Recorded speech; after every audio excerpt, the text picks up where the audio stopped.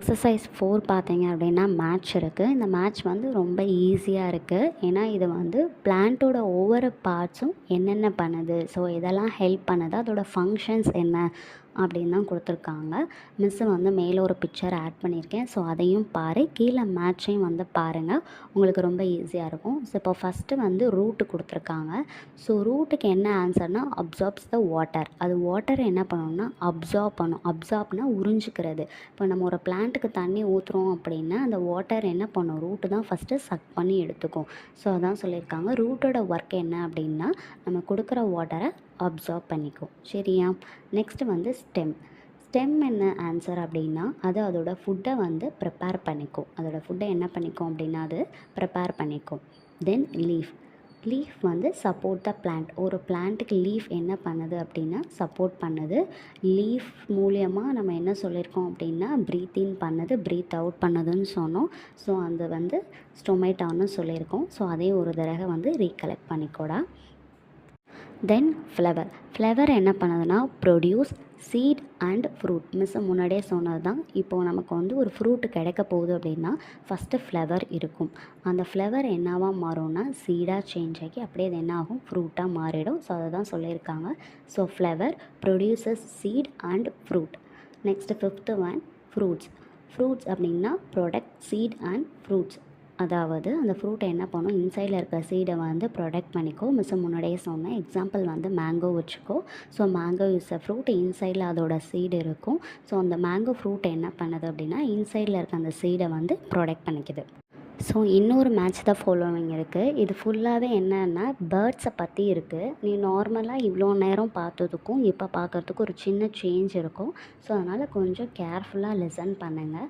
First question அதில் என்ன இருக்குது அப்படின்னா பர்ச்சிங் பேர்ட் அப்படின்னு சிட்டிங் பொசிஷனில் இருக்கிறது, உட்காந்துருக்க பேர்டை தான் என்ன சொல்லுவாங்க அப்படின்னா பர்ச்சிங் பேர்ட். ஸோ எல்லா பேர்டுமே வந்து சிட் பண்ணி தான் இருக்கும். இதை நம்ம எப்படி டிஃப்ரென்ஸ் வந்து சொல்கிறாங்க அப்படின்னா பேர்ட்ஸோட டோஸை வச்சு சொல்கிறாங்கடா.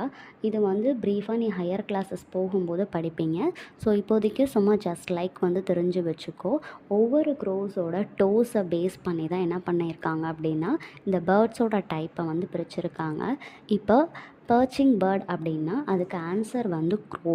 இப்போ நமக்கு க்ரோக்கு பார்த்தோம் அப்படின்னா 3 டோஸ் இருக்கும். அதோட ஃப்ரண்ட்டில் இருக்க டோஸ் வந்து ரொம்ப லாங்காக இருக்கும். அதோட பேக்கில் வந்து 2 டோஸ் வந்து இருக்கும். பேக் சைடில் பார்த்தா 2 டோஸ் இருக்கும். ஃப்ரண்ட் சைடில் பார்த்தா அப்படின்னா ஒரு டோஸ் இருக்கும். So with the help of 3 dose வச்சு அதை என்ன பண்ணும் அப்படின்னா இப்போ ஒரு பிரான்ச்சில் சிட் பண்ணும்போது ஸோ டைட்டாக வந்து சிட் பண்ணிக்கும். ஸோ அதனால தான் பர்ச்சிங் பேர்டுக்கு எக்ஸாம்பிளாக வந்து க்ரோ சொல்லியிருக்காங்க. Next climbing bird. கிளைம்பிங் பேர்டுக்கு எக்ஸாம்பிள் வந்து நமக்கு பேரட் கொடுத்துருக்காங்க. இப்போ பேரட்டெல்லாம் பார்த்தோம் அப்படின்னா அதுக்கெல்லாம் வந்து 4 டோஸ் இருக்கும். அதோட 2 டோஸ் வந்து ஃப்ரண்ட்டில் இருக்கும். மீதி இருக்க 2 டோஸ் அதோட பேக் சைடில் இருக்கும். கிளைம்பிங்னாலே நமக்கு தெரியும், கிளைம் பண்ணி அதாவது ஏறி போகிறது. ஒரு இடத்துலேருந்து இன்னொரு இடத்துக்கு எப்படி லேடர் யூஸ் பண்ணுறோமோ, நமக்கு ஹைட் பத்தலைன்னா ஏறி போகிறோமோ அதே மாதிரி தான் கிளைம்பிங் அப்படின்னா ஒரு இடத்துலேருந்து இன்னொரு இடத்துக்கு ஏறி போகிறது தான் கிளைம்பிங் பேர்ட் சொல்லுவோம். ஸோ பேரட்டுக்கு வந்து 4 டோஸ் இருக்குது. ஃப்ரண்ட்டில் 2 டோஸ் இருக்கும், பேக்கில் 2 டோஸ் இருக்கும். So with the help of 4 dose தான் என்ன பண்ணோம் அப்படின்னா பேரட்டு ஒன் பிளேஸ்லேருந்து இன்னொரு பிளேஸ்க்கு வந்துட்டு கிளைம்ப் ஆகி போகும்.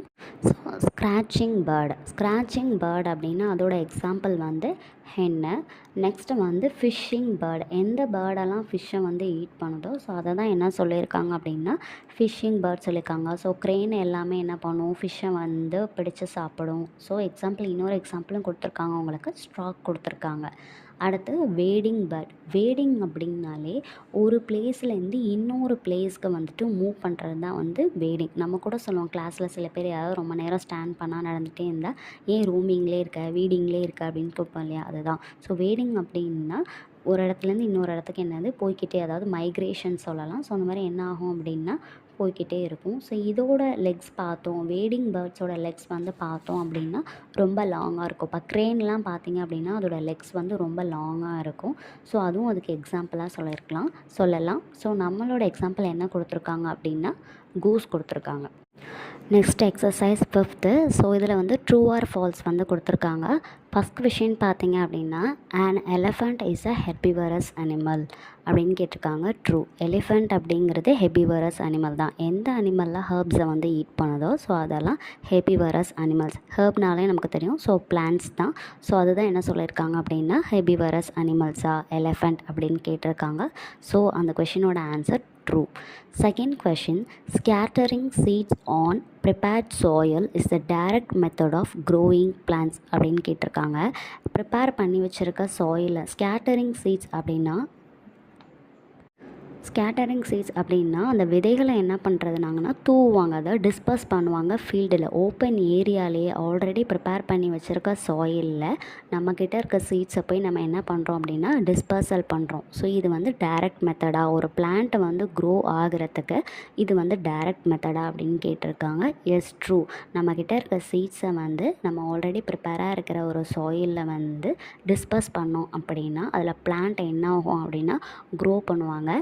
இன்னொன்று தெரிஞ்சுக்கோங்க, நம்ம சீட்ஸை வந்து மோஸ்ட்லி டிஸ்பர்ஸ் பண்ணும்போது ஈவினிங் டைமில் பண்ணுவாங்க.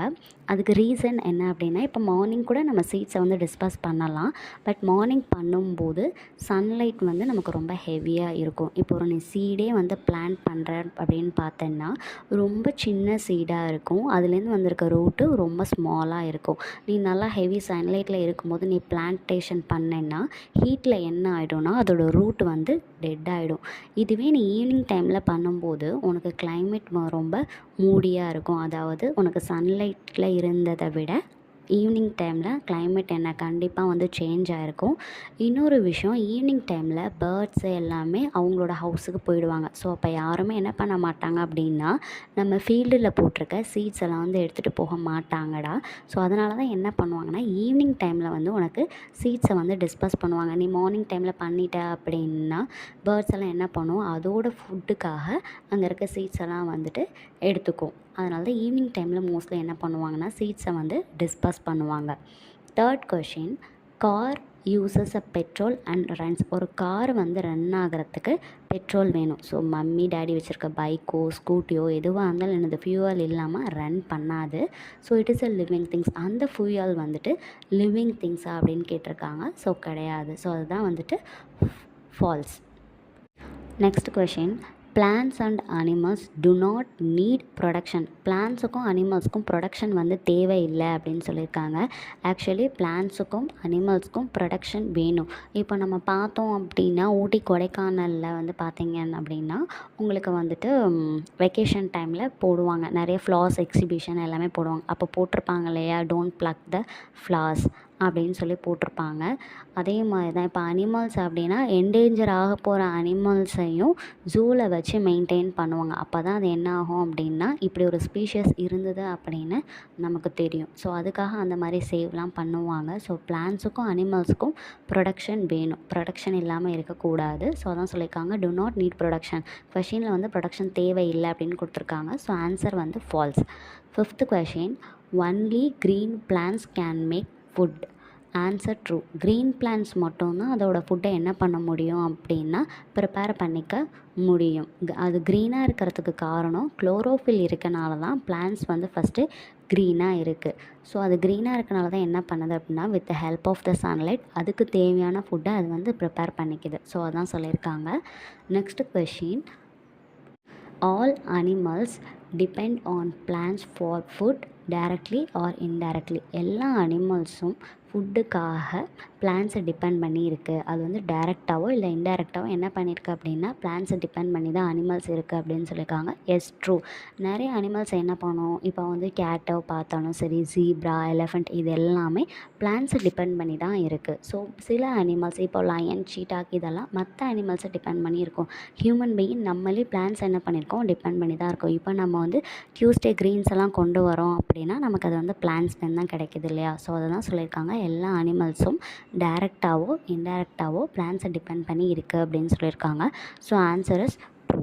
Seventh question, roots carry water and minerals to the leaves. அதாவது ரூட்டு தான் என்ன பண்ணுது அப்படின்னா வாட்டரையும் மினரல்ஸையும் லீவ்ஸ்க்கு கொண்டு போகுது, கேரி பண்ணுது அப்படின்னு சொல்லியிருக்காங்க. ஸோ இதோட ஆன்சர்ஸ் வந்து பார்த்தோம் அப்படின்னா ஃபால்ஸ். ஏன் அப்படின்னா ரூட் என்ன பண்ணாது, அதோட வாட்டரையும் மினரல்ஸையும் லீவ்ஸ்க்கு கொண்டு போகாது, ஸ்டெம்மு தான் கொண்டு போகும். ஸ்டெம்மு தான் என்ன பண்ணும் அப்படின்னா அதுக்கு கிடைக்கிற வாட்டரையும் மினரல்ஸையும் லீவ்ஸ்க்கு எடுத்துகிட்டு போகும், ரூட் வந்து எடுத்துகிட்டு போகாது. 8th question, each part of the tongue has a particular taste to tell. நம்ம டங்கில் இருக்க ஒவ்வொரு பார்ட்டும் பர்டிகுலர் டேஸ்ட்டை என்ன பண்ணும், சொல்லும் அப்படின்னு சொல்லியிருக்காங்க. எஸ், இது வந்து ட்ரூ தான். முன்னாடியே மிஸ்ஸஸ் சொன்னேன். So with the help of the tasty buds we know the taste. So டங்கில் இருக்க ஒவ்வொரு பார்ட்டும் என்ன பண்ணோம் அப்படின்னா என்னென்ன டேஸ்ட் அப்படிங்கிறத நமக்கு பர்டிகுலராக சொல்லும். அட் அ டைமில் நீ ஸ்வீட் சாப்பிட்டாலும் ஸ்வீட்டாக இருக்குதுன்னு சொல்லுவேன், நீ வேறு ஏதாவது பிட்டராக ஈட் பண்ணாலும் இது பிட்டராக இருக்குது அப்படின்னு சொல்லுவேன். ஸோ ஒவ்வொரு பார்ட்டும் உனக்கு என்ன பண்ணுன்னா சென்ஸ் பண்ணி சொல்லும். 9th question, there are 4 sense organs in our body. நம்மளோட பாடியில் 4 சென்ஸ் ஆர்கன்ஸ் தான் இருக்குதுன்னு சொல்லியிருக்காங்க. ஸோ ஆன்சர் வந்துட்டு ஃபால்ஸ்.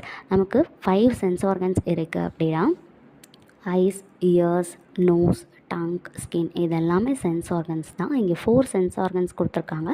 ஸோ நமக்கு 4க்கும் அபவ் இருக்குது. ஸோ அதான் ஆன்சர் வந்து false. 10th question, we know the world around us through the sense organs. அதாவது நம்மளோட சென்ஸ் ஆர்கன்ஸோட ஹெல்ப்னால தான் வேர்ல்டில் என்ன நடக்குது அப்படிங்கிறது நம்மளால் தெரிஞ்சுக்க முடியுது அப்படின்னு சொல்லியிருக்காங்க. ஸோ அதுக்கு வந்து ஆன்சர் ட்ரூ. ஏன் அப்படின்னா இப்போ நம்மளோட சென்ஸ் ஆர்கன்ஸில் ஒன்று தான் ஐ. ஸோ ஐ இருக்கனால தான் நமக்கு வெளியில் என்ன நடக்குது அப்படிங்கிறது நமக்கு தெரியுது. அதே மாதிரி தான் ஸ்கின், யாராவது நம்மளை டச் பண்ணாலும் நம்மளால் ஃபீல் பண்ண முடியுது. ஸோ இயர்ஸ் வந்துட்டு இருக்குது. ஸோ சவுண்டை நம்ம ஹியர் பண்ணுறோம், அவுட் சைட்லேருந்து சவுண்டு ஹியர் பண்ணுறோம். With the help of the ears we hear the sound. So அதுதான் சொல்லியிருக்காங்க, சென்ஸ் ஆர்கன்ஸோட ஹெல்ப்னால தான் வேர்ல்டில் என்ன நடக்குது அப்படிங்கிறது நமக்கு தெரிஞ்சுக்க முடியுதுன்னு சொல்கிறாங்க. 11th question, flesh eating animals have sharp pointed teeth. ஃப்ளஷ்ஷை ஈட் பண்ணுற அனிமல்ஸ்க்கு வந்து பார்த்தோம் அப்படின்னா அதோட டீத் எப்படி இருக்கும்னா ஷார்ப்பாக இருக்கும்னு சொல்லியிருக்காங்க. இப்போ நமக்கு தெரியும் லயன், சீட்டாக் இதெல்லாம் பார்த்திங்க அப்படின்னா ஃப்ளஷ்ஷை மட்டும்தான் ஈட் பண்ணும்.